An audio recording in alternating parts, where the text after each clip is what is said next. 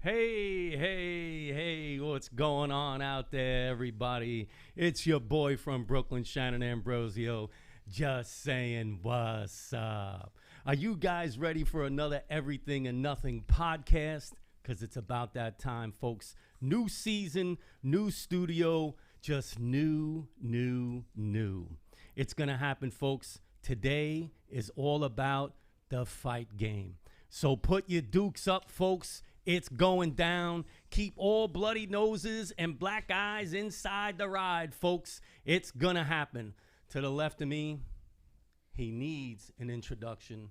He's a new jack. He's ready to get jacked. My man, Mikhael. How's it going and what's going on, buddy? It's going good, man. Everything's good. Yeah? Yeah. That's what's up. Happy to be here. Well, we'll see. And next to him, my man, the Brooklyn boy with a plan. Not silver, but gold. My man, Terry Gold, owner and trainer of Brooklyn MMA. You heard it right, folks. Brooklyn MMA. What's happening, Terry? Very happy to finally be here. Pull that mic close to you, buddy. All right, good? Pull it close to you. There you go, partner. Very happy to finally be with you. And, Me too, let's man. have some fun today. Yeah, man. I've been trying to get Terry on here for a little bit, but listen, between the whole Corona thing and then he has first of all, he owns the gym, runs the gym, and then trains fighters, right, Mikhael? Yes, sir. So he's a very busy man. So it's a pleasure. It's a pleasure. It's a pleasure. Now listen to me, folks. The man who put the ESP in the N, my man, he's going to tell you all about the fight game. You think you know something? You don't know nothing until this man tells you right here. My buddy, Andres Ferrari. It's been a long time. Yes. It's been a long time. I'm happy to be here. I know that I promised I was going to do your podcast a long time ago. Now you have this beautiful place, and I said I have to be there. So Thank you. I made all the way from Boston to just for this. Did you hear that, folks? Just for Boston. this. Boston. I'm probably going to miss the Patriots game. It's not happening, but let's talk boxing today. Today's all about boxing, folks. I've been wanting to do this for a while. We all know my history in the fight game. Terry knows firsthand. My pops and myself. I was in the fight game for quite a few years, and I absolutely love the discipline. I love the idea of the fight game. It's a sport that you challenge yourself, what I really like about the sport the most is that it's something that you have to be inside your own mind and push your own body to do these things that are unexplainable to other people because of the discipline that's involved in the game itself. And at this table here today, which I'm grateful to have the people with me, is have fighters, people who have been fighters, and people who know the fight game. And this one here is for my father. And before we get started, I miss you, Big D. You're my champ. I love you, and I miss you, but I'm going to ring the bell for you one more time, buddy.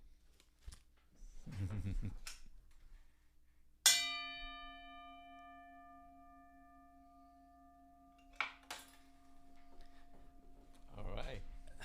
And that's for my pops. Now, time for the Everything and Nothing podcast.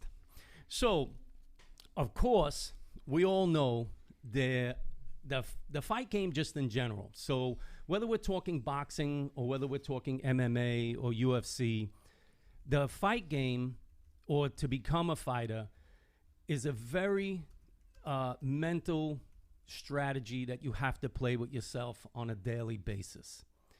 Anybody who's trained for anything, whether it be boxing, whether it be MMA, whether it be baseball, football, whatever, any athlete out there already knows the discipline and the will it takes to do these things on a daily basis. It's a very taxing thing, not just physically, but emotionally, because of what it does to you for you to push yourself to do these things, to go above and beyond what the normal capabilities are of a normal human being. Now you're going even one step further. So as somebody who is trained and fought and now trains people, Terry, what do you think that means? How much of a person do you have to be to do that? Well, first of all, you need to be a little crazy. Because A little? well, you need to be crazy. The level of discipline and, you know, the struggle that you have to go through, whether it be financially or just getting yourself to the Yeah. gym every day, you know, that takes a certain type of person, certain type of passion.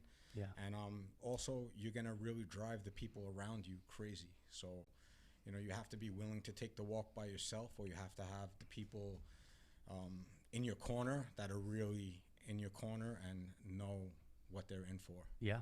It's a very it's a very enduring task, like you said, for the people around you as well, you know, because you really do have to be emotionally and physically in there constantly.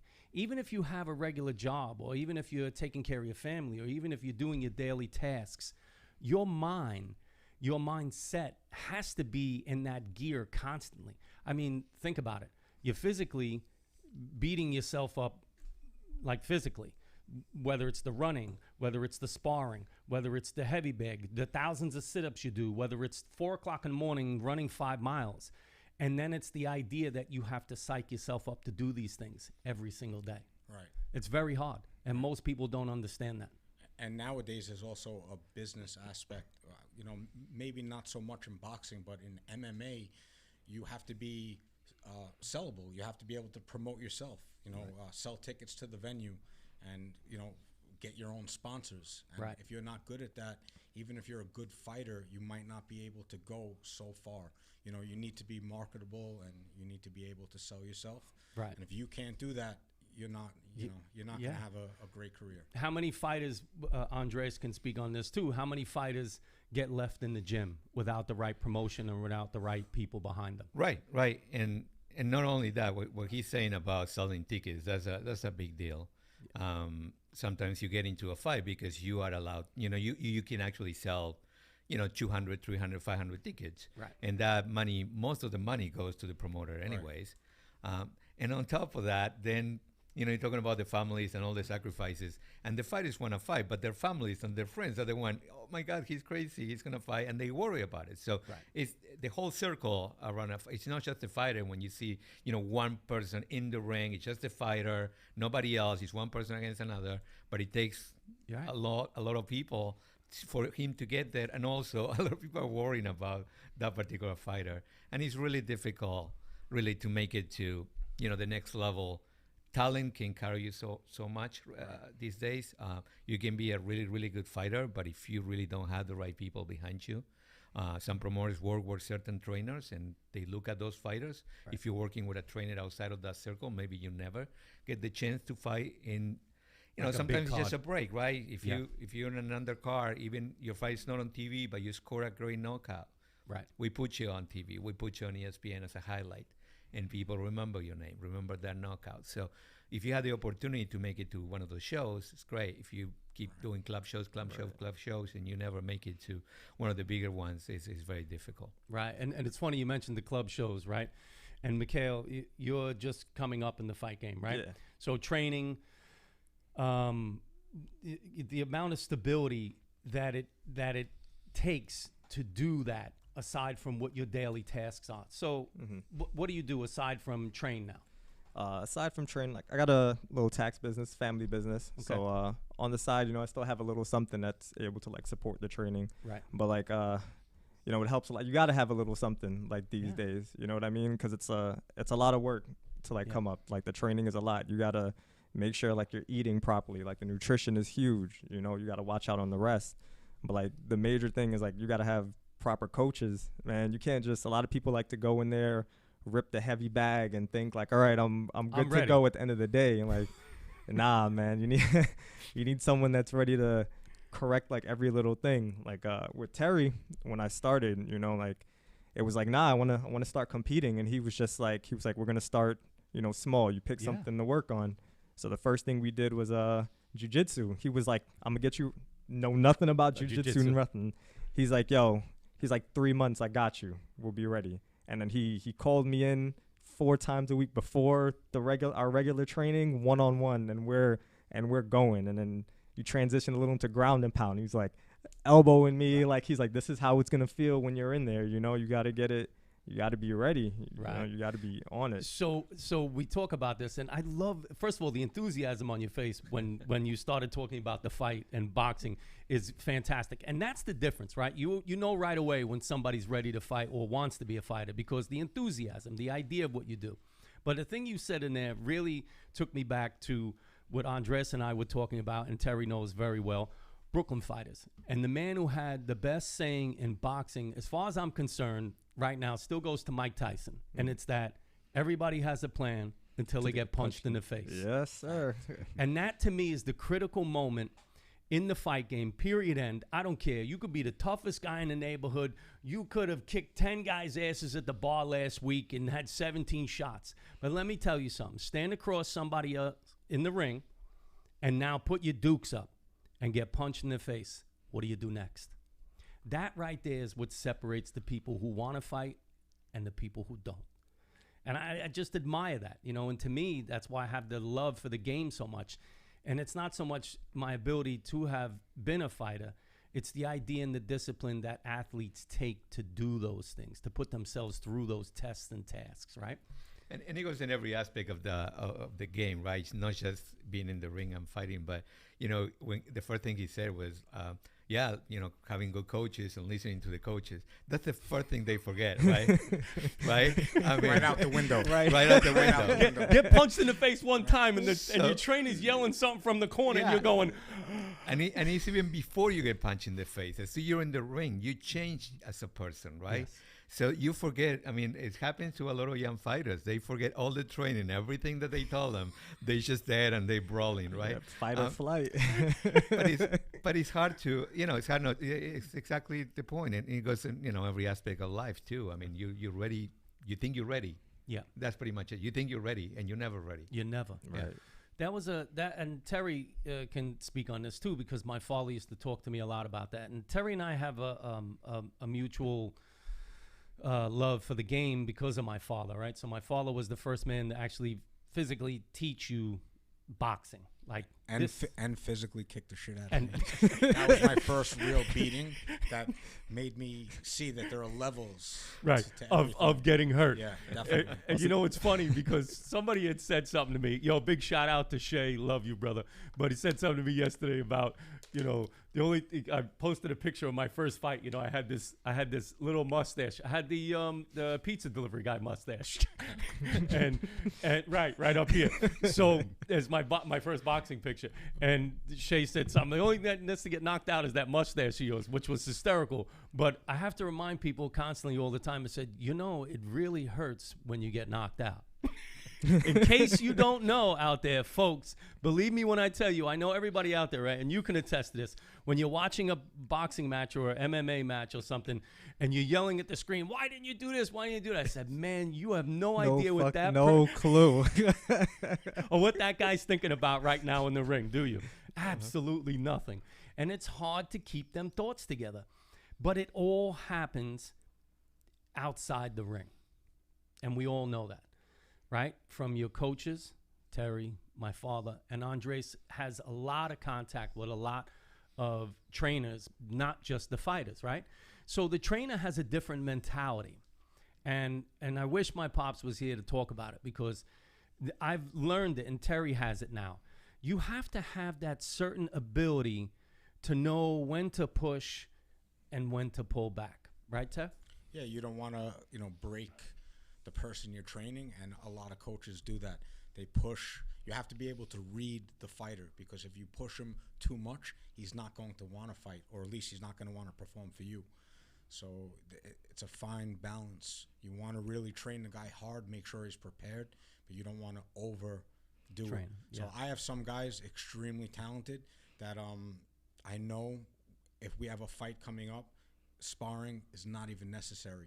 And some other coaches will say that's impossible, or, you know, you have to have sparring. And you do. Light sparring, yes, move around once or twice, hard.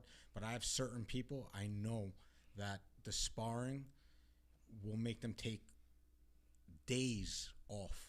Hard sparring. To recover. and it works against what we're doing. Right. And when he goes in fresh and not banged up, he performs unbelievably, like level 100. Right. So, but not everyone is like that. There's some people, they need that hard sparring. They need that push. Right. So Well, you need to know. The amount of aggressiveness I think a person has really does play a factor, right? I mean, I'm sure, Andres, you've come across plenty of trainers. Like when you go out and want to, commentate on a fight and what have you, you have to deal with the trainer and the managers and all those peoples beforehand, right? Yeah, I mean, it's always nice to talk to the trainers, and because they know they're fighters, right? And they know what they're capable of, and that's one problem that we have, I think, and I think it's bigger in MMA than in boxing. I love trainers that have only a handful of fighters. They know those guys. They know how to push their buttons individually.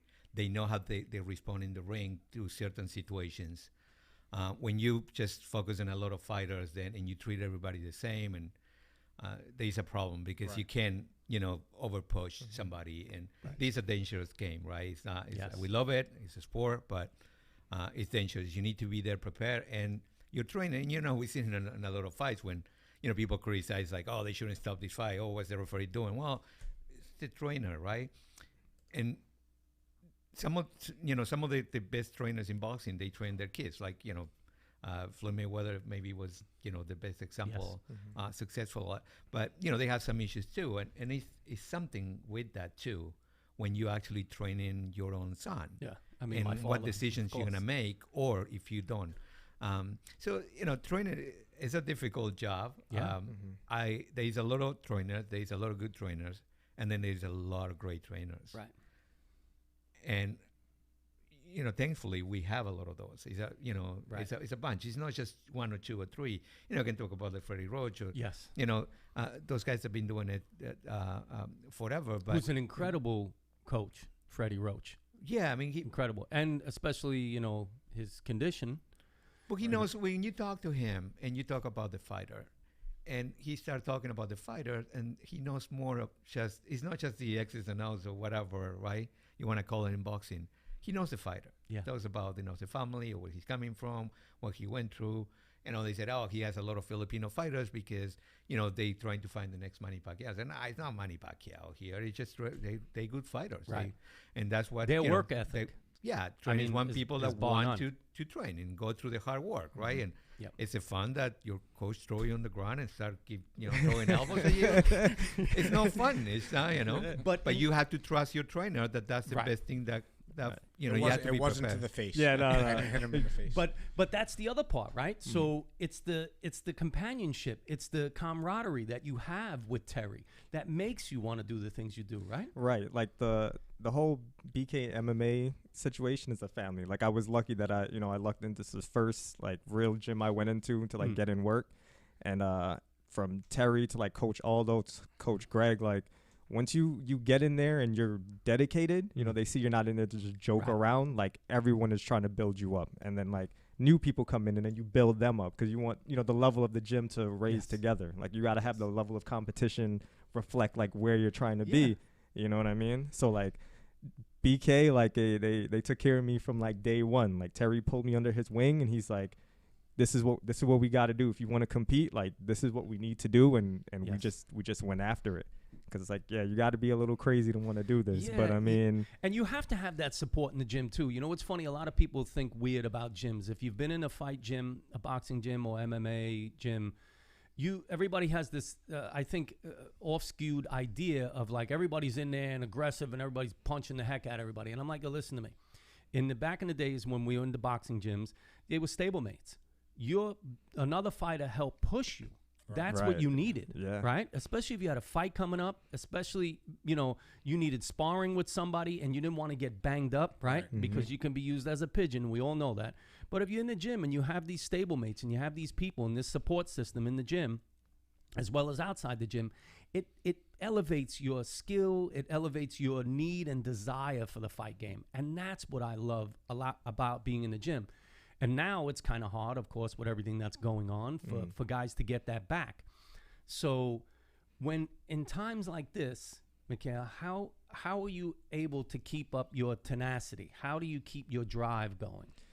I mean, I think it's just like it's more of like an internal battle thing. You got to decide that like this is what you want to do. You know what I mean? Like it's like no, like I have a fierce interest in this. So even when gyms were like shut down, you know, Terry was still in like constant communication with us, the other coaches, and it's like just like a checking in thing. Like it's like, yo, I know we're shut down, but I want everybody to like stay ready, whether it's little workouts in your house or just staying in contact with everybody. And then it's like once we open back up, then you know it's levels to it. So we start off, get it back, but it's always like communication. It goes a long way, right, to like just keeping you on it. It does. And you hear that out there, everybody.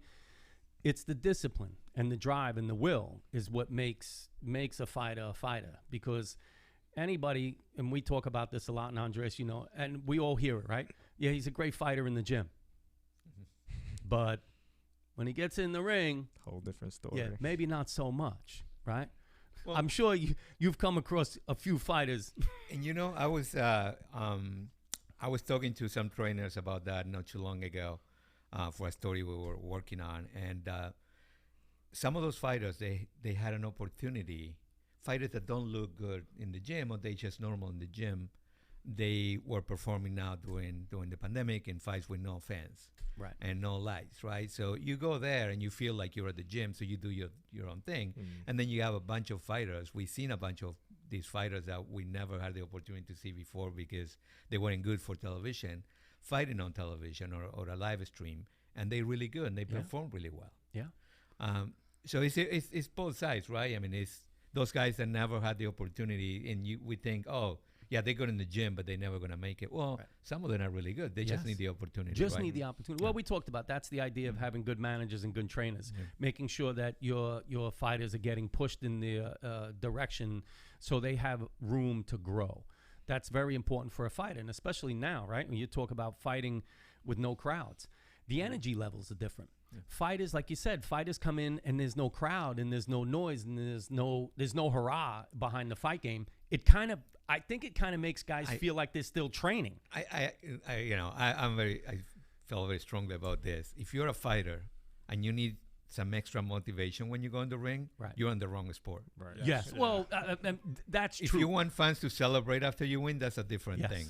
But if you need, fans to push you through the fight when you're a fighter, that's a dangerous thing. Yes. You can't, Well, not everything's a movie. Nobody's here, so what am I going to do, right? Well, exactly. Well, that's the thing. Everybody watches the movie, right? It's like, oh, my God, the crowd, look, everything is happening. It's like, and the fighter, because when you're walking down that aisle to that ring, I hear nothing.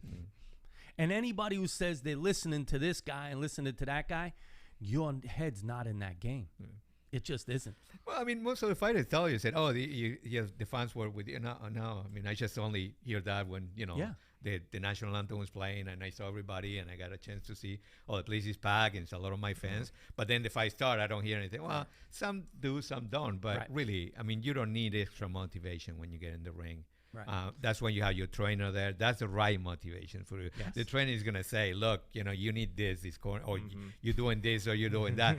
If they listen or no, it's a different thing. But yeah, that you don't need the, I mean, everybody's screaming ringside, different things. It drives. And I've seen video clips, and of course, I've firsthand from my father in my corner many times, and I'm sure you're going to get this opportunity too. But I've seen clips and watched Terry screaming at the ground during the fight with one of his fighters in there. Like, I've seen it. And many times. Yeah. But the exhilaration of the crowd, believe me, I know a fighter doesn't need that to get in the ring. That's just part and parcel for the fight game. But the idea of the energy level in the room does something. I think when you fight, when you go to Madison Square Garden and you have a fight there and you're the first fight in the undercard and it's like 20 people there, 15 are with you, and that's the best moment of your life. I mean, you fight in Madison Square Garden, right? And it doesn't matter. I mean, 20 years from now, you're gonna tell your friends that you're for a Madison Square Garden, and that's the thing, if you're from Brooklyn and you had the opportunity to go and fight at the Barclays, and I call them the new Barclays, because I used to, I went to the first fight there when the new building, and they had a bunch of fights and really good fights and really great events. It's one of my favorite places to work. It's a great place, and I love it. And if you're from Brooklyn and you get an opportunity to fight at Berkeley, if you're from Brooklyn. I remember, seeing Heather Hardy, right? Yeah. Selling, $20,000, $40,000 in tickets and getting into the car. And then she's fighting the first and second car when it's not that many people there. Right. And you can tell me that Heather Hardy said, "Oh, I'm not going to fight that hard because there's no people here." No. I mean, she's 100% all the time. Yes. I mean, like it or not, win or lose, I mean, she won pretty much every fight that she fought, except for one on MMA, right? But so, and those are the struggles. And we don't want to get into details or everything she's done for the sport and for women boxing. But the fact that, fighting in Brooklyn means something, right? For guys like Paulie Malignaggi when he had the opportunity. And I, got the opportunity to meet Paulie. He gave me tickets to go see Dante when he fought at the Barclay via Angelo. Our mutual friend. Angelo Reyes, Angelo Reyes. And speaking of women fighters, you had the opportunity to meet Angelo and Anna Hulatan, who I love. Very dear friend, Anna Hulatan. And what she's done for the sport, too. The 3-title holder in boxing, right? And MMA fighter. And the way she carries herself. I mean, that's it. She's a champ. You see a fighter and said, okay, that had to be a different person. I mean, this is the nicest person in the world. Then she goes on the gym. And goes in the ring. Same thing with you, right? And you've come across it now. A lot more women getting, first of all, in the limelight of the game, which I love. But the idea of breaking down the barrier in the sport, and you have women fighters, right? Currently, I do not have women fighters, but I'm well, I looking mean, to build. but I saw there's like 2 women in your gym that you're training. I do. I have a few women. And they're incredible. They're amazing. They're incredible. They're just not in the ring. Right. But they're definitely good. And it's all about opportunities, right? I think Showtime did a great job of putting female fighters on TV. That was a great thing. Yes. But it's all merit, Nobody goes on TV because just because. Just because. I mean, you have to really bring something to the table, and they do. And fights are interesting. And we try not to. We don't call female fighters; we call them fighters. They're all fighters. They train in the same places, and they fight. Unfortunately, is a big difference in pay. It's a big difference in exposure, and it's not. They not big divisions because people think, well, it's not that many female fighters. Well, I dare you to go and look for it. Right. I was. We just launched the women's pound for pound at ESPN a month or 2 ago. And when I was going through the list, I found hundreds of women that could be on the top 20. So, so don't give me that of they not that many in the fight game. But there is. But no, I mean I think it's it is for everybody. It's not just women. And, I mean, it's just to get the opportunity to get to fight. On a big card. In a big card, it could be, and especially if it's your hometown, right? If you get to fight enough, and you know that all your family members, all your friends from school. Because you were raised and born and raised in that place, and you went to school there, and everybody's going to be watching, maybe in person, maybe on TV, or something. Yes, and that's great. But you need that. You want to celebrate with everybody after, but then you're alone there, so you don't need extra. Mikhael, you're going to have that great experience, and I'm telling you, probably, hopefully soon, right? Where you're going to get an opportunity to fight. Probably in Brooklyn somewhere at some point, right? And you're gonna see, right? And we all know, and we talked about this too, and Terry already knows, wholeheartedly. Brooklyn fighters are a different breed, and I don't care what anybody says. The idea of a Brooklyn fighter has a different mentality. From my standpoint, I only have to mention one name: Mike Tyson. And when you talk, and my father, of course, but that's before Mike Tyson's time. I'm talking about my time where I got an opportunity to watch fighters, see fighters come up, know where they came from, what it took for them to get where they were or where they are. And to watch Mike Tyson do what he did was amazing. It was amazing to watch a guy come from the streets of Brooklyn, where we're from, and become the heavyweight champ of the world, the youngest, no less. We're about to see him get in the ring again. Yeah, and that's another thing I wanted to talk to Andres about, right? So first of all, big shout out to Mike Tyson and Roy Jones Jr., 2 great fighters. But Mike, I love you, buddy. listen to me, Brooklyn through and through, heart and soul. Brooklyn. Please, I like Roy Jones, but I only like him. So do me a favor, please beat him up. I mean, I don't even know what else to say, but I'm not getting into that conversation. That's between you and Mike and Roy. I got your back, Roy. Third party. listen to me. I'm not saying that Roy's got hands, dude. I mean, and I watched him the other day training. Yeah, he looks great, but I just want to see. I want to see Mike go back. Tyson's looking a little scary. I want to see visions of Kevin Rooney and Cus D'Amato calling out numbers from the corner at Mike. That was when he was his best. Yeah, probably you too and everybody, but people come to me and said, "Oh, Mike Tyson is coming back." No, he's not coming back.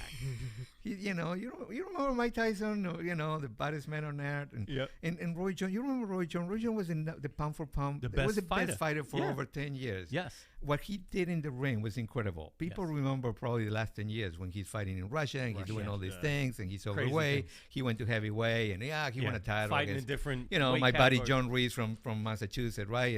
And that's great. But go back and remember Roy Jones, how fast, incredible, how powerful, how smart. I mean, everything he did is brilliant, right? And then Tyson, everything he accomplished in the boxing ring. And that was the first time in my life that I see, and I hear all the time, right? You want to fight, oh, that guy doesn't want to fight. Oh, he's afraid of fighting this guy. They're fighters. They're not afraid of fighting anybody. They're not afraid anybody. to go there. Buster Douglas was a perfect example. I saw fear in some fighters' eyes when they were getting in the ring and they were doing the introductions because Mike Tyson was on the other side. Right. That was the first time I saw. And it's not that they're afraid. It's just everybody has a fear or something, not performing or not doing something in the ring. And Mike Tyson brought that too. So now, they're doing an exhibition, and that's great. We want to see him, but please, if you really want to see, go back and start watching, on YouTube or finding some library, Roy Jones fights, Mike Tyson fights. Don't get me wrong. And then you're going to see. Mike Tyson was never a pound-for-pound guy because usually heavyweight fighters are not on the pound-for-pound list because it's all about the power. Ali. Yeah. But, different heavyweight, right? Exception to the rule.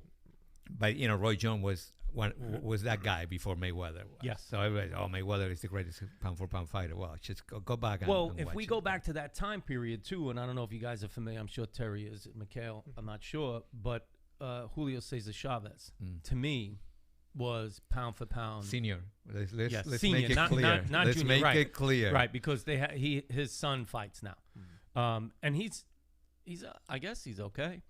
I actually saw him fight, and it was all right. But his father, no, come on. You want to talk about a man? Listen to me. He had two things he did every single day. He ran, and he boxed 10 rounds every single day. You couldn't ask the guy to hit a speed bag because he's like, I don't hit that thing. Here's a man who fought every single day, 10 rounds a day. That was his regimen. So when he stepped in the ring, he fought. That's what he did. And you couldn't say otherwise. And you want to talk about a man that was a strategic fighter?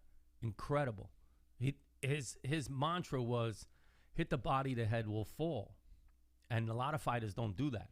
And Chavez is the guy who was his mantra. Yeah, he mastered that left hook to the body, right? I mean, it's very difficult. And when you look at some film and you look at some, I remember putting some photos together. I found Chavez and I can't remember the fight, but it was Gennady Golovkin also. And I got more photos of Golovkin because, technology is much better now. But the angle, how it's not just a regular hook. It can come from low. From low. And it's very, people think, well, everybody can throw a left hook. No, not everybody can throw a left hook with power and at the right time, with the right timing. Can everybody throw a left hook? Not at all. You got to drill. You got to drill that, have it drilled into you. So you do, you make a career where people, this is a guy that is called La Leyenda. He's the legend in Mexico, right? And Mexican fans understand this. They know the sport. Yeah. Boxing is part of the culture, and along with soccer, like here, it's baseball or whatever. And everybody knows the sport, and that's what they love Manny Pacquiao, because he used to destroy these Mexican fighters, right? I mean, they respect him, they like him because they appreciate the sport. And for them to not have anybody, right? Say, well, Oscar De La Hoya was born in the U.S., so he's not really a Mexican fighter, or Canelo is not really a like.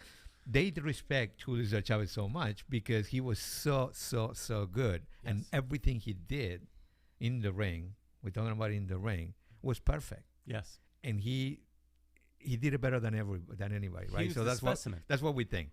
When people talk about Manny Pacquiao, well, Pacquiao did things that, when he came to the U.S., we haven't seen the way he moves. And Lomachenko is doing it now, moving to the sides and throwing punches with power. It's like, what is this? So new things. So what Chavez did was that he was doing new things and better than anybody for a long time. And everybody wants to, like everybody compares, oh, that was a left hook like Chavez hook. 54, 56 on the he fought 2 weeks ago. He fought, he did I think it was on September 25th. It was a card in Mexico with his son, Julio Cesar Chavez Jr., lost that fight. But his father did an exhibition with Jorge Travieso Arce, and it was an exhibition with headgear and. But how does that make you feel? You know what's funny? Here's a little tidbit of a story, right? So I'm training for a tournament, and Riddick Bowe is fighting at my tournament that I'm training for, and I'm at Gleason's gym, and Hall of Famer Riddick Bowe. Yes. Yeah. And he comes in, and he's the champ. And my father trained me and so on and so forth. And, my father fought George Foreman. So Riddick Bowe's trainer and I'm in the ring sparring and my father's out there talking with him. And I see my father go, yeah, sure, no problem. And next thing I know, I get out of the ring, I'm done sparring, and there's my father. My father's like, all right, come on, you're gonna glove me up. And I'm like, glove you up? For what? He's like, I'm sparring Riddick Bowe. And I'm like, what? He's like, no. No offense. Father of the year. Right. Oh, go ahead. Yeah. This guy's probably like, what, 50 pounds over, And I'm like, you're going to spar with Riddick Bowe, like now, right now? He's like, yeah, right now. And I'm like, okay. We wrap his hands. He's bad. Now, my father's, 20 years older, 25, 30 years older than Riddick Bowe, 20 years older than Riddick Bowe at the time. And I'm like, you sure? We're good, right? So he's like, sure, no problem. And there's Riddick making jokes and blah, blah, blah. And he goes, well, if he fought Foreman and I'm going to fight Foreman, I got to fight the guy who fought the guy. So I'm like, cool. And my father moved 4 rounds with Riddick Bowe at his prime. Wow. Yeah. And to watch my father do that and understand the magnitude after so many years of not being in the ring in that level, and to watch him get in there and move with somebody, even at a sparring session level, and still hold his own, to me was like, that was it for me. I didn't need anything else ever, right? But to watch that. And then to see my father train Seamus McDonough when he fought Alex Stewart, my father trained. So like to watch and be in the ring and around all this talent and around all these guys and to understand the discipline and the love that they have for the game is the reason why when fighters get in a room, we talk, and we talk a lot, and we appreciate the fight game and fighters. And I just love that. And for somebody to get into the game to actually train and pass this on, to me is everything, right? And you, Andres, as a man who commentates and writes and talks about the fight game because it comes from the heart, that to me is worth everything. So that's why, again, just want to say thank you guys for coming down. But it's just a fantastic thing. Terry, how many fighters have you? You have a fighter that's fighting in Bellator. How many? 1 or 2? Well, we currently don't have anything booked. We're trying to get something booked for November. But I have had 6 people that competed for Bellator. 2 of them more than once. We have a nice victory at the Mohegan Sun. Yes. The guy Nacruz. Yes, Nacruz. Yes, I love him. He got a submission of the night at Bellator. And then he actually fought in Madison Square Garden for Bellator. And we came up short. We lost by decision. You can't. Bellator's amazing, by the way. So props to Bellator. Yeah. I appreciate everything they do. You were one of the first people that hooked me up with them. Yeah. And now I'm doing big things with them. So that's fantastic. Yeah. See, and and that's what I met you at a Bellator card. That's I think everybody I know. Yeah. Probably I met him through some kind of fight or gym or training. I'm a loser. I don't have any friends outside of this sport. I don't. It's just Well, listen to me. everybody. If all your friends are only in this sport, I think you're doing all right, to tell you the truth.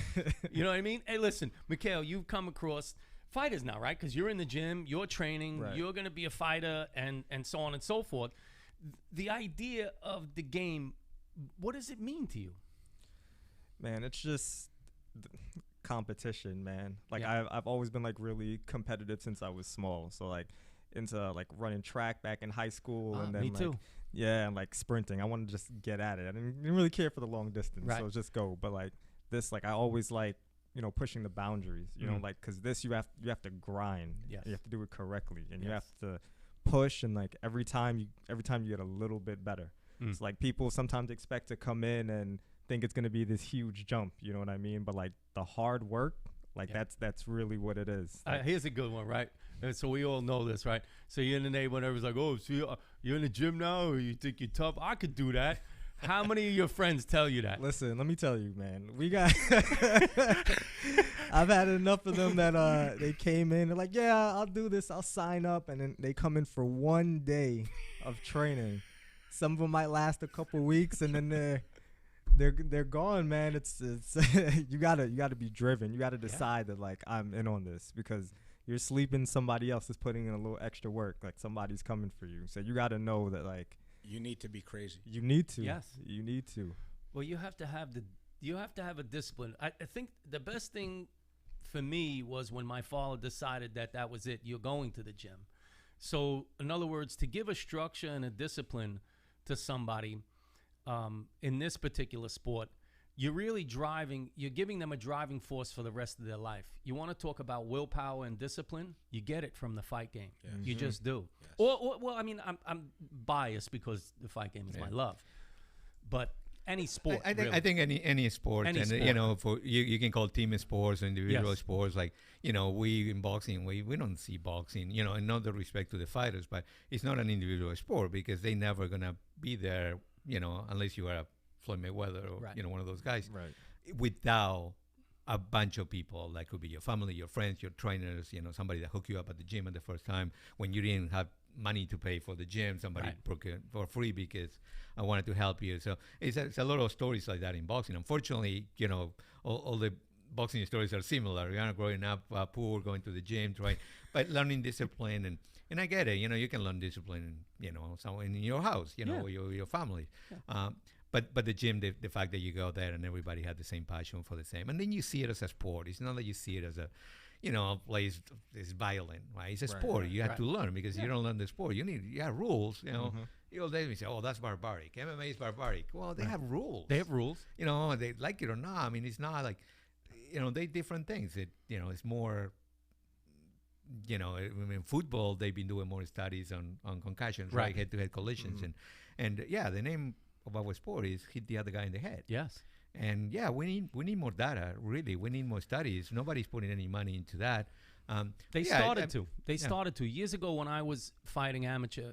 They started to do a study. So they had brought me and like 4 other fighters down to a facility. They did the whole thing. The machines on you. They CAT scan your brain, and then they bring you back a couple months later and they do it again to check everything, concuss, and the whole 9 yards. But when those things in the beginning stages are starting to happen, they happen slowly. And after a while, the progression gets worse. And the more concussed you become, of course, the longevity of it is where the problem is. It's not necessarily during the game. We all know that. We've seen it. Ali, Frazier, Ken Norton. We've seen it. We've seen what happens to the fighters later on in life. And football players too, right? Mm-hmm. But it would be nice to have the data, right? Because we don't know. I mean, we think that, some of the fighters say, well, maybe he's like that now because of the fighting. Well, maybe not. Maybe it was different. But especially here in New York, they have the AARP, not the AARP. The AARP is the Association of Ringside Physicians that they created, and now they're looking at these concussions through the fights, and the doctors are checking. Sometimes people are watching on TV and saying, "Why is it taking so long in between rounds? Why is the doctor doing this?" Well, that's it. That's that group. They do that. They check on the fighters. They want to make sure they good. They don't want to send them back for another round.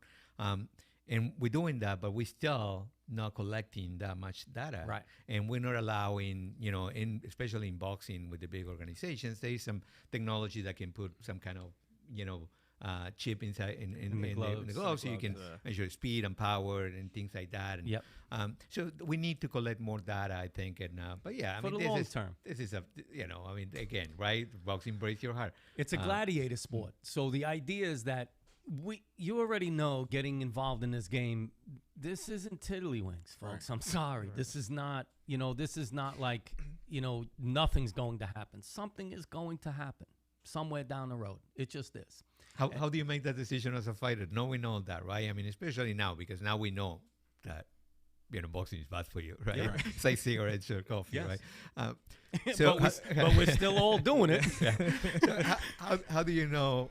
How do you make a decision as a fighter? So, do you say, well, that's never going to happen to me, or if I train better, this is not going to happen to me? If I, how? Because it's gonna, right? Somebody's gonna hit you in the head. Win or lose, you're gonna still gonna. So the old adage, right? I love when people tell you this. Yeah, I've never been knocked out. And I come in, you never fought a day in your life. You tell me, any fighter walking the face of this earth, I don't care if you standing up and down, at some point you were looking straight at the ceiling. At some point in your career, you were looking at the ceiling. So at some point in your career, if you're in the fight game, you will be knocked out. So the idea of not getting an injury, it can't happen. The idea of the fatality of the injuries, it needs to be monitored a little bit more now. I think there needs to be more of a structure later on, like football did. They created these funds now for the old-time football players to make sure they're getting the proper health care afterwards. It needs to be done across the board for all sports, not just the fact of head injuries, right? Soccer players, knees, ankles, legs. You're talking about football, like I said, head injuries, shoulder injuries, leg injuries, all these things. These individuals as athletes need to be taken care of for the after fact. Because of all the enjoyment to the fans, but not only that, all the organizations they've made money for. Yeah, well, the thing, it's a big difference with boxing and the other major sports is that the other major sports, some of them, they got guaranteed contracts. So if you get injured, you're still getting paid. Right. You make a lot of money, and you can actually have health insurance. Right. You have a union behind you that can actually help you with a lot of different things when it comes to boxing. And especially boxers that start and every level, I think, unless you make millions fighting, you still don't have a pension, you still don't have health insurance, you still don't have a union behind you. Right. You're still, missing on all that. And if you get hurt the day before the fight, you don't get paid. You don't get paid. And a lot of fighters that their fights were canceled just ahead of the pandemic, they didn't get paid. I mean, it was a couple of fights in New York, right? Madison Square Garden the weekend before they were canceled. I mean, some of those fighters didn't get paid. Right. And, the low card, and you're on the undercard, you're not getting paid. Yeah, so it's different, right? Because, in every sport, right, a soccer player, they have the best doctors on the team that are going to help you. They have them right on the sideline. You get hurt. Fortunately, you're going to have to go and on. Especially if you get hurt early on in your career. What happens then? But we don't want to talk about that, right? But come on, the guy's trying to go professional. We don't want to talk about that. Listen to me. The GOAT has spoken. But the idea, I think you have to go into the sport and the fight game just in general with the idea that you're doing it for the love of the game. It's the love of the sport. That's the truth behind it. And you stay in it. Right, Terry? So it's not like you stop fighting and we're like, nah, I'm done with this sport. I think once it's in you, that's it. You can't not think about it or be part of it in some way, shape, or form. I still train. I still love to see the fights. I still want to be friendly and around the sport. To me, it's important. It's like my first idea of doing something that I really wanted to do that caused me to have discipline. And I think that's why I love the game so much. And hopefully you have the same feeling now coming up in the fight game. Definitely, man. Definitely. And how does your family feel about this? Like they're actually like real supportive of it. Like they've met like Terry and my other coaches to see that like, nah, this is, like serious business. Yeah. It's not just come in, do like a bunch of little work and, throw me out with there. No goal, with no objective. Right. My dad is always like, man, he's like, go out there, like, get a real social Instagram, let people see you. Yes. You never know where it'll lead. You just make connections. You know, who knows down the line? It might be coaching. You know, Terry lets me help him with coaching sometimes, some of the classes to see how I feel with that vibe. You know, like the newer guys come in, like do some pad work with them, like show them. So it's like, and my dad's always been like, yeah, just go, and however it ends up, it ends up. But like he's like ride or die with me. So like shout out to him. Very important. So Terry, tell us about Brooklyn MMA. So I opened up in 2008. Everyone told me not to. But, you know, like you said, I have a passion. What are you doing? Just go into real estate. You know? Oh, sell insurance or something. The Nah, mortgages. thanks. Yeah, I was actually into finances. I doing know. mortgages. I remember. You know, I was doing well, but Yeah. everyone wants to be a fighter, right? Till they get punched in the face, and then most people they leave. Right. But if you get punched in the face and you stay, you have the passion for it. Yeah. And that's what happened. Your dad gave me a severe beating, and a 20-minute walk home took me 2 hours. And during that walk, I was saying, I think I should stick to hockey, maybe. Maybe get And hockey's no easy sport, right? hockey, baseball, football, anything, anything else. But by the time I got home, I said, no, I'm sticking with this. Yeah. And that's it. that's And the it. rest is history. The And rest where's is Brooklyn? history. And tell everybody where Brooklyn MMA is located. So we're located on Ralph Avenue in the Mill Basin area. But I have fighters actually that come down from New Jersey. Yeah. They come from all over. Yes, and you've had quite a plethora of, and I'm using big words, folks. I've been reading the dictionary. Okay, all Okay, right, hold all on, right. I'm looking it You gotta up. look that one up right there. Well, listen to me. But you've had a lot of great fighters that are very much involved in UFC and MMA now, and they come to your gym and help coach some of Yes. your fighters, right? Tell That's everybody. that's one of the things I'm known for, is bringing talent from all over the country, even other countries. I brought Kyra Gracie in from Brazil to teach her jiu-jitsu Pretty seminar. cool. And as far as MMA, I try to bring in like not only the biggest names, but the guys that are going to be able to give something to my fighters and students. Like they're going to pick something up that they're going to be able to use, Right. you know, when they go out and it's their turn. You had Nick Diaz. Nick Diaz, Nate Diaz a few times, Jake Shields, Chris Weidman, Ryan LaFleur, Dennis Bermudez. Yeah. I've had A lot of big name lot of fighters. local guys from New Jersey, a lot of local guys from Long Island, Yep. guys from the West Coast. Yep. And I love that. You know what's funny? Because a lot of times when, and Andres, you can attest to this too, and you're lucky because a lot of times back in the day, you kind of belonged to your trainer. He Well, your wouldn't- trainer was your manager. Your Remember? trainer was Yeah. everything. And what it was is you didn't like if another trainer or, somebody was like, hey, maybe show a little something to your fighter. And your trainer would be like, you don't go near my fighter. I'm still like that. No, but my thing is the great aspect of what you're doing is the fact that you're bringing in fighters that are in the game right now and showing these fighters that are coming up, this could be you. Right. If you're putting in the work and the determination is there, this could be you. I think MMA fighters are really good at that because they belong to gyms, right? Yes. They go to this gym and there's a bunch of fighters different ways and they all train together and they all root for each other and they try to help each other. Right. It's not a competition that maybe they're in the same way and say, well, we're never gonna fight, and they fight, but Yes. they know that they being helped by everybody on that team. So again, right? It's not a team sport because you're alone when you are in the cage or when you're in the ring, but you actually have a lot of other fighters helping you. And they do a lot of that. They go to gyms and they train, they help. And I think as fighters, when they see being in boxing or MMA, a guy with experience that have been successful in the same sport, you better listen. You better listen.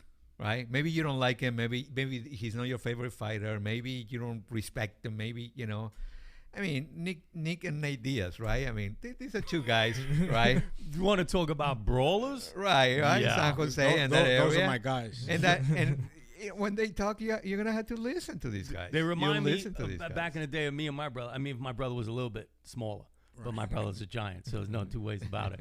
But scrappers. And I love that, man. To me, you know, when I think about the fight game, there's two different types. There's only two types of fighters, right? I have guys like Aaron back in the day, right? Very polished. Even De La Hoya, very polished, very technical, you know, kind of like jab, right cross, left hook. You know, you could see they're systematic. Is it? And then you go to the Brooklyn fighters, and my goodness, we are melee makers. My goodness, hands will be coming from over here, under here, on the left side, the right side, and we're looking to kill you with every shot we got. I mean, that's just the basics of a Brooklyn fighter. There's no two ways about it. I mean, Tyson was a perfect example. Vito Antuofermo, Mike Tyson, a lot of these Brooklyn fighters. That's the way we were kind of like brought up. It's kind of like this thing. It's like, you go in there, I don't care what you have to do. I don't care. Like Mike, bite his ear. I don't know. Pull his pants down and spank his ass. I'm not sure. But I happen to think that's where my love for the game is. It's like, no matter what. My father used to say it all the time. If you're in the ring and your hands are not being thrown and you're standing there, my goodness, you're going to get hit with something. So he would say to me, no, I don't want to see you standing still for too long. Your hands better be out there. Don't admire your work. Yeah.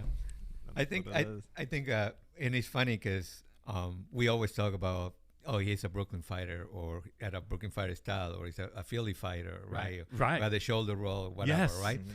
And we would say, well, what does it mean? He said, well, you like football, right? Okay, you know the West Coast offense? Well, okay, that's it. that's how we're there, you know. Brooklyn fighter or a Philly fighter. We have those different styles. Different styles. And you don't have to be from Brooklyn and you don't have to be from Philly. Sometimes, you know, other fighters, they like that style. But, you know, it's part of the culture, right? I mean, Brooklyn has a you know, and big history, and Boston, history Rocky of Marciano, boxing. right? You're talking about somebody Brockton. yes. Yeah. Tucked his head down, and my goodness, you could throw a brick at him. He wouldn't move. There was only one direction, and that was straight. Down the middle, straight down the middle. But you could tell the difference. But first of all, my father used to say all the time when we watch him fight, and he'd say, like guys like the English fighter, the heavyweight, the tall guy. Anthony Joshua? Yeah. So, and even, what's his name? Tyson Fury now, Tyson right? Fury, yeah. You could tell those fighters from in Europe, very straight up and down. They kind of stand straight. They're ready to throw punches straight at you, you know. And you get, I think, a lot of guys from the United States or whatever, we tend to be a little bit more flashier, or we just want to pound you to the ground. And my father used to say, he's an English fighter. I could tell he's standing straight up, you know. So there are different styles and different techniques. That has changed now. I mean, European boxing is big. I mean, you have a lot of. A couple years ago, it was a bunch of champions from the UK alone, and then everybody that came from Russia and all those countries, and, you know, including the Lomachenkos and the Gennady Golovkins and Joe Calzaghe. Oh man, come on, he retired undefeated. I mean, those guys were great fighter, beautiful to watch too, right? I was telling Mikhael on the ride over about Calzaghe versus Roy Jones. What a fight that was! Yes, that was amazing. That was two great fighters, like fighters. Okay, let's do this. Mikhael, favorite fighter?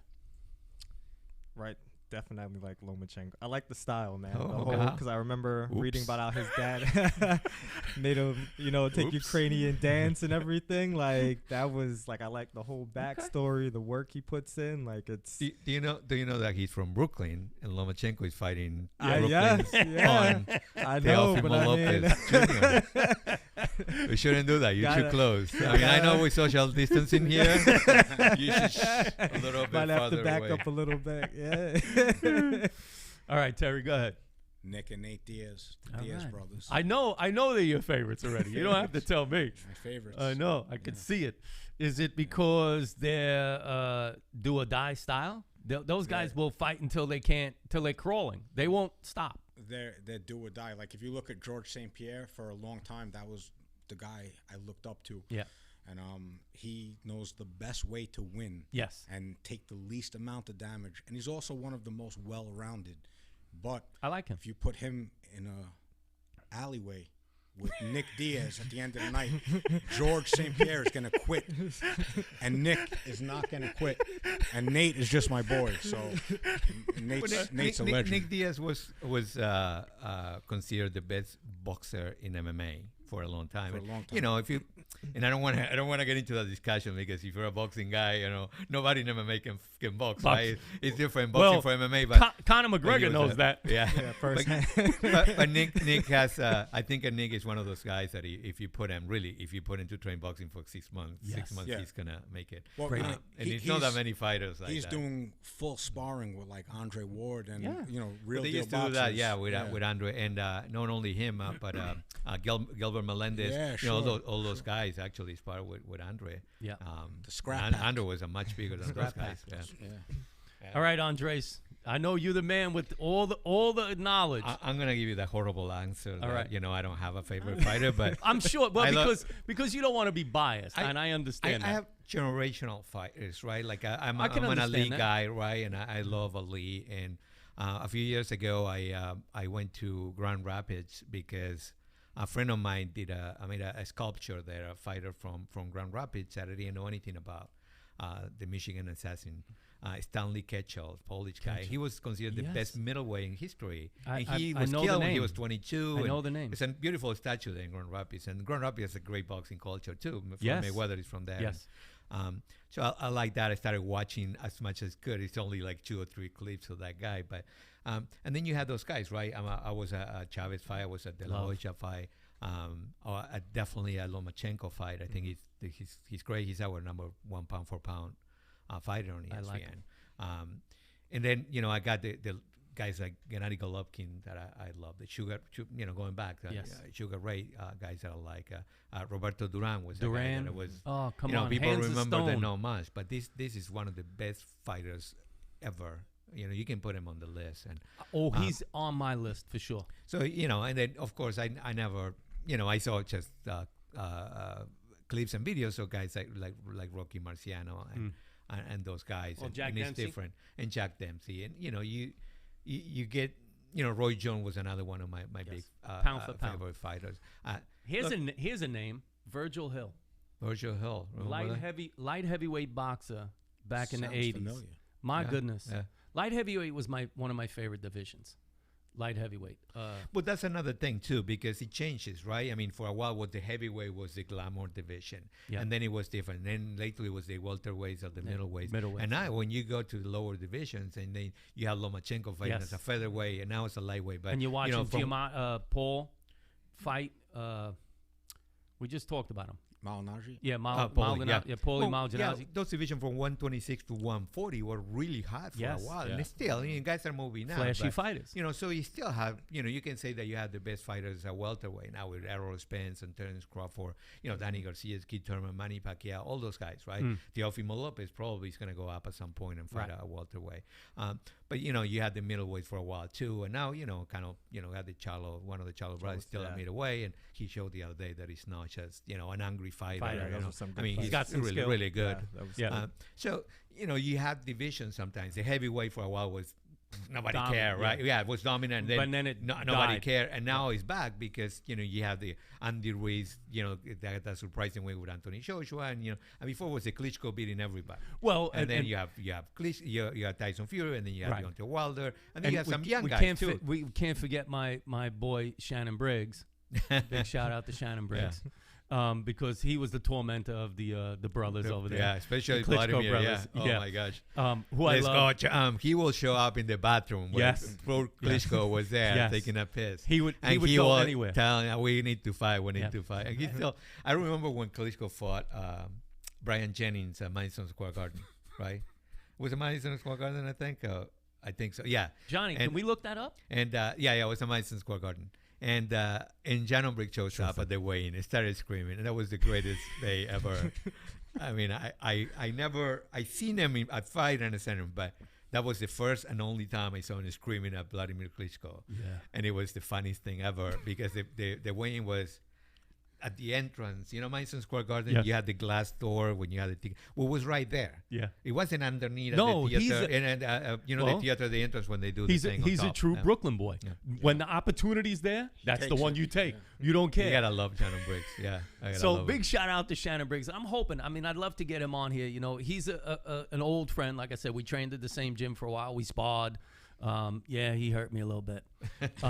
But I was also out of my weight class too. When I fought, I was a middleweight and he was a heavyweight. But anyway, I'm hoping to get him on here. Maybe we get some fighters on here at some point too. Maybe some of your guys. And when you start fighting, I'd love to have you guys back on. My favorite fighter of all time, and we all know this, and everybody out there is going to agree, was my father. Not just for the fact that he was my pop, but for the fact that it goes back to the old story of what I say, don't get discouraged. The idea is that my father, unfortunately, the only opportunity he had to get recognized and so well known, my father was an incredible fighter. My father had, believe it or not, no losses as a heavyweight.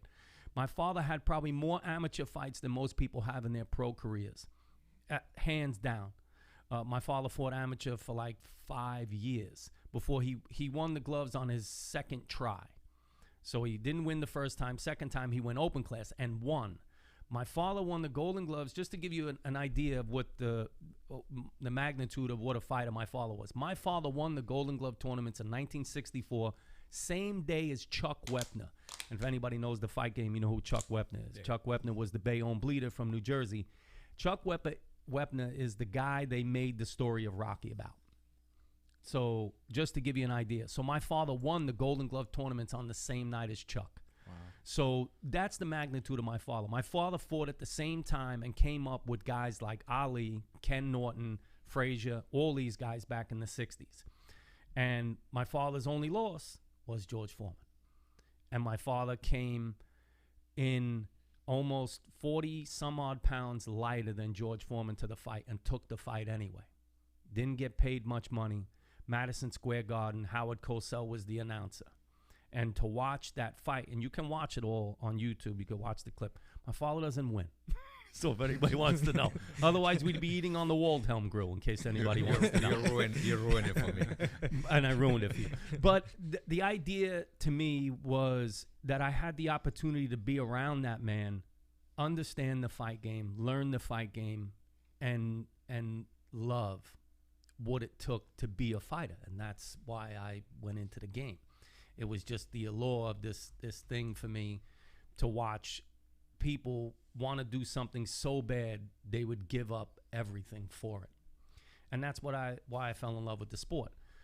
And that, that always brings me to my closing for the podcast, and that, again, passing on knowledge and giving people the experience to learn about the game, see the game, and feel the game through people like you guys. You, up-and-coming fighter, Terry, passing on what you know and training people and giving other people the opportunity to become a fighter, and guys like you, Andres, for giving everybody the history and the understanding of the game. And I appreciate that. One of the things I really like when we sat, and talk boxing with boxing people is we don't talk about a particular fight. We talk a particular moment at a fight when we went and we get the stories. And that's the great thing about talking to fighters as well. We know the fights, and, right now we can go online and watch every fight. But, it's good when they tell you stories about that. And that's what keep us, as boxing people, we call us ourselves, boxing heads or whatever you want to call it. Yeah. But yeah, I think it's the stories behind, around boxing, and how every person has a great story of how they got into boxing or a particular fight or a particular event. So it could be boxing, MMA, and boxing has a longer tradition, obviously. But yeah, I mean, it's that's the game. Right? So, Mikhael, when can we expect to see you in the ring? So I actually had a fight before COVID shut down USA Boxing. It was Ringmasters. Oh, nice. Yeah, so came up short with decision, but it was just like I had like torn the labrum in my hip, so my coach wasn't sure if we would really do it. Every fighter has but an I was, excuse. but I was like, Every fighter. Who just- oh, my pinky What's his was name? hurt. Who just fought Sorry, just Israel? kidding. Israel Adesanya. Oh, yeah. Costa. Costa. Yeah, he had So- Paulo. Oh, my goodness. Yeah. Poor guy got choked out, and that was the first thing he said. Oh, my goodness, I had something wrong. And I was like, well, why'd you get in the ring then? nah, it was no excuse. But anyway, aside from that, I the think idea- Mikhael had the outfit that he was wearing to the Yeah, ring the was a foot- little heavy, I think. he still wants to know, and I don't. No excuses out. He says, "Why is a skinny man beat me up?" And I go, well, you know, sometimes you just got to work harder. That's all I got to say. nah, it was no excuses. But the idea is that you're in the fight game currently, so you will be training. You will be getting into the ring at some point. Right. We hope that the fight game and everything opens back up very soon, so you will be getting back into the game. yeah. All right, I'm looking forward to that. What's your weight class? It was 141 that Okay. we went in at. Yeah, we didn't know if we were gonna do it, but I was like, no, like we're gonna get in the ring. He has to come to me anyway. You know what Okay. I mean? So it doesn't really matter. Like you make the decision, you go in. Like there's no excuses. You go in, you give it your all, and however it ends up, it ends up. Yeah, and it's funny, you know, made funny, and you know, I was joking about it, but that show, and you did, you know, this every time you talk to a fighter after, nobody goes 100%. All fighters, they fight injured all the time. Right. All the time. You know, Yeah. and football, and look, I love football. Football is my favorite sport outside of this, right? And I love it. But when a wide receiver is out 2 weeks because they got a broken pinky or whatever, give me a break. You know, just play with one Take hand if your you're hand. so good, if you make millions of dollars. But, you know, I get it. Fighters, look, I know fighters. I seen fight. I was talking to, you know, Teofimo Lopez the Yes. other day. I think it was a fight against Williams. He broke his hand in the first round, and he finished him in Yes. 7. Right? And he said, have you ever had a broken anything? Right. And the guy fought with that. Yeah, and I get it. It's adrenaline. You have a glove and you have the run. You still fight in It the hurts. run, and it hurts. My And father- nobody says anything, and nobody. I mean, everybody fight injured, and that's another thing about boxers too. That, you know, when they said these guys don't want to fight, these guys afraid of these guys. I mean, fighters are, you know, they have a different wiring, right? Yes. So and you do these things that a normal person wouldn't do. So respect to all the fighters, and Yes. don't come to me and tell me, oh, he doesn't want to fight. He's this, he's that. Every that doesn't fighter is happen. ready to fight when it's fight day. Believe me. Right. You So- get in there and you just go. Yes, Mikhael. On social media, can people find you? Yes. At MKELZ. That's my IG right there. Okay, MKELZ ELZ. Yeah. on Instagram. Instagram, Yeah. Facebook. No, yes. Not really. More Okay. Instagram. More than anything. IG. Yeah. Terry, where's Brooklyn MMA located? Tell everybody. By the way, just to get back to that, if your body is at 100%, you're not a fighter. You're not fighting. No. You You're didn't, not you didn't training. train well. Yeah. You know, you're playing ping pong, tennis, something else, but you out can't be at socializing. 100%. Yeah. No, listen to me. I say that, right? We talk about that a lot, right? A fighter can leave the fight in the gym, right? Because you can't overtrain. A fighter's goal is to fight. So when they're in the gym, it's 100%. So they are going into a fight, into a boxing match or an MMA or a UFC match with some kind of injury already. Believe me, you get how we used to fight, right? It's 5 days out, you taper down. So maybe the last day you're ready before a fight, maybe 2 days to 4 days before a fight, you're not boxing. Other than that, 5 days prior to a fight, you're probably still in the ring. Yeah. Yeah. Before the fight, every fighter says the same thing. I had the best camp of my life. And after the fight, they said, well, my camp wasn't that good. I had this injury here. I did that. I did this wrong. So, you know, it is what it is. Nobody wants to, you know, tell Right. the opponent Well, admit defeat. anything, right? But That's the truth. But yeah, I mean, usually when you go to 12 weeks training camp and Yes. running in the mountains or, you know, whatever, you can be at Or in the the streets of Poconos Brooklyn. or the streets of Brooklyn or concrete. you know, The concrete jungle. or in Big Bear in California. I mean, Yes. those are tough training camps. And Big if you time. and now, you know, I mean, fighters have nutritionists and they have this and they have these oxygen beds and they have all that.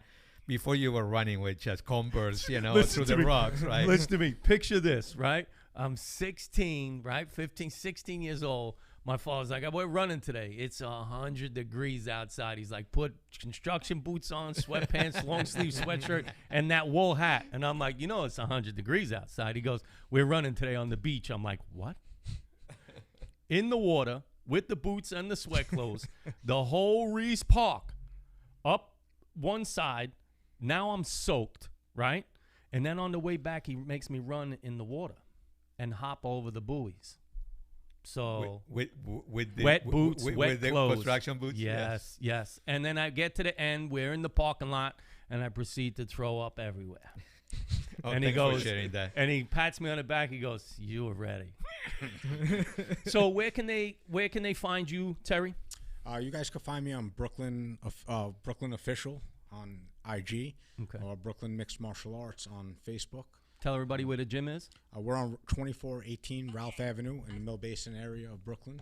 Okay. And we have big social media on YouTube and everywhere. You guys can find us. Watch Terry, man. He's got a lot of good fighters like Mikhael. He's got a great facility. You guys need to go check it out. I don't care. He's got children. He's got fighters. He's got amateurs. He's got women. He's got classes. You go there. Go see Terry. He's going to put you in the right direction. And you build your tradition that it's a good place to train. That's the thing. You know, when you have a good place to train and fighters feel comfortable there, that's, you know, it becomes bigger than you anticipated. And my father usually, liked that idea too when we were growing up too. My brother too. My brother was into sports too, football player. But the idea of being around the gyms, just in general, my father applauded that stuff because it brought people who felt like they didn't have a place to go together, right? A lot of fighters get that. You know, a lot of fighters I think a lot of people get involved in the fight game because sometimes they get lost in their own heads. They need a place to collect their thoughts with people who have common ideas. And I think that's why a lot of fighters tend to pack together. Like you said, I don't really have friends outside of the fight game. We tend to pack together. Right, so the idea is we know the discipline, we know what it takes. So Andres, tell everybody where they can watch you besides the ESPN. Just go to ESPN and watch fights on ESPN. ESPN Plus, we have a giant library of top ranked fights and fights that ESPN has been buying and collecting through the years. So that's a great place to start if you actually are a casual fan and you don't know much about the sport. It's a bunch of entertaining fights to watch. Just go to ESPN.com/boxing, and that's my work over there. I love it. Without my team, but I got one last thing that I do on my podcast, so just give me a second. I'll be right back. Oh yeah, the host is leaving us. Yeah, it disappeared now. What did we do wrong? Oh my God! Wow, cookie fortune. Everybody's got to do 10 things with the kettle. Yeah, we do that off camera. Right. Everybody dies from heart. People watching doesn't know is that before we did this, he treated us to a feast and we ate. I'm so full. I slow everybody down on purpose. You know that, right? And this is not training camp food what we ate. So on my podcast, this is what I do. So these are fortune cookies, right? So this is how this works. And I have this belief that the idea of the fortune cookie is to pass good fortune to somebody, not to take your own good fortune. So everybody takes one. Everybody take one. And don't open it. Pass it to your right. Because your good fortune that you just took for yourself, you are willing to give to somebody else. And that's what it's all about. That's the reason I do the podcast. That's the reason I like to get together with people. I want to hear people's stories. I'm very curious about people, what makes them tick, why they do what they do. I'm interested. The general curiosity about people, for me, is the reason I do this. I love it. I love to know why people do what they do. Why do you like boxing? Yes. What's wrong with you? Right. That's it. All right, Mikhael, you're up. All right, let's see what we got here. You discover treasures where others see nothing unusual.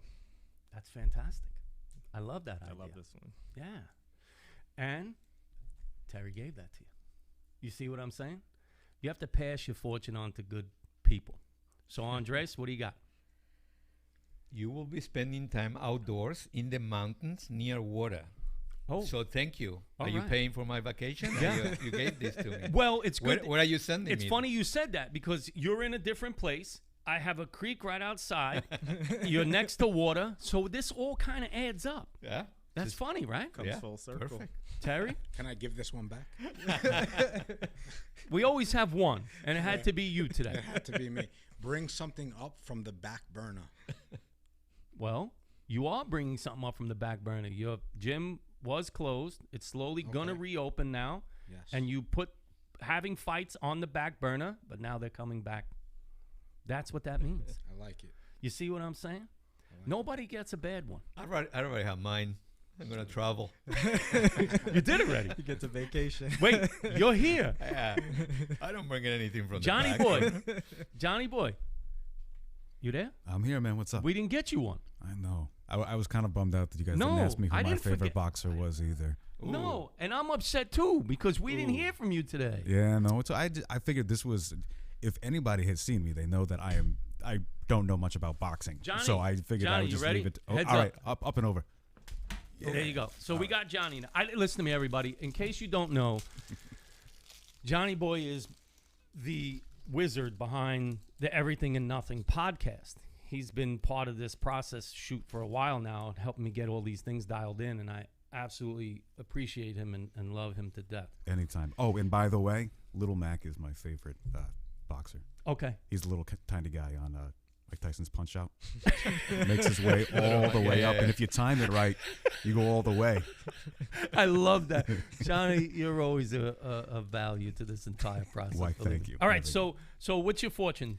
My fortune says, impossible standards just make life difficult. Oh, yes.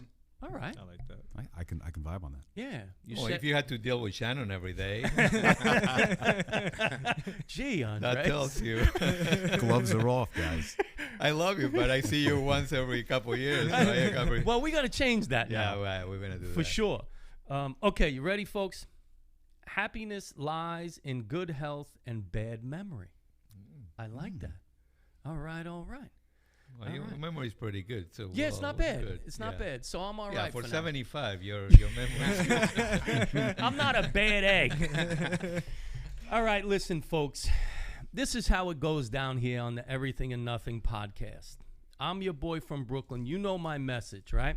And that's every day is a good day. And if you give a smile, you're going to get a smile, folks. Give a bunch of them smiles out there. But in the same token, folks, don't forget to put your dukes up. This your boy from Brooklyn. I got to go. Peace.